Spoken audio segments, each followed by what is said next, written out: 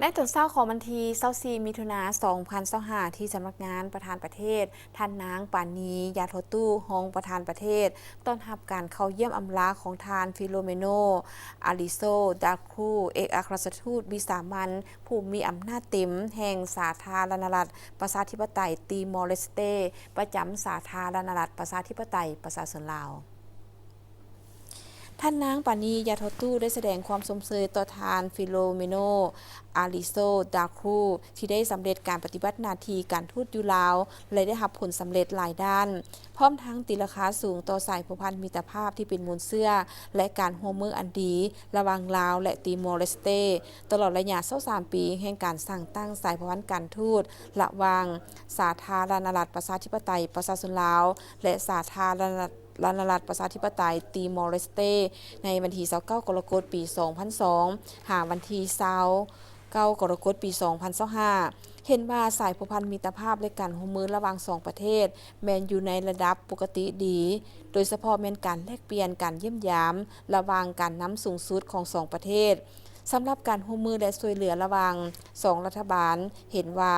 ตลอดระยะการสร้างตั้งสายพันธ์การทูตเป็นต้นมาได้มีการช่วยเหลือซึ่งกันและกันเป็นต้นติมอร์เลสเต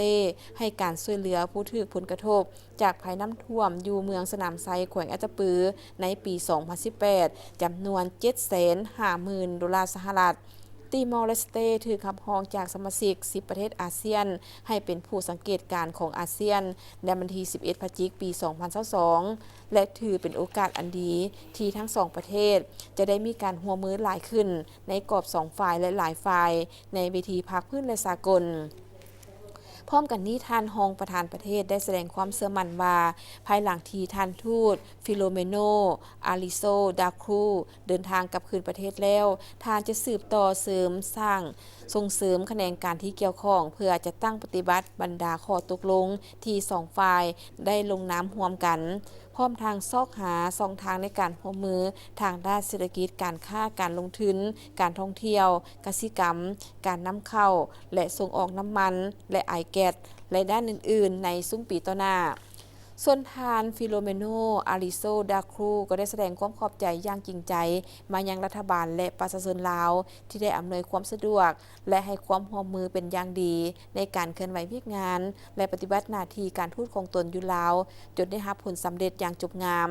พร้อมทางย่ำคืนคำหมายมั่นจะสืบต่อสุขยู่บรรดากระทรวงและแขนงการที่เกี่ยวข้องของติมอร์เลสเต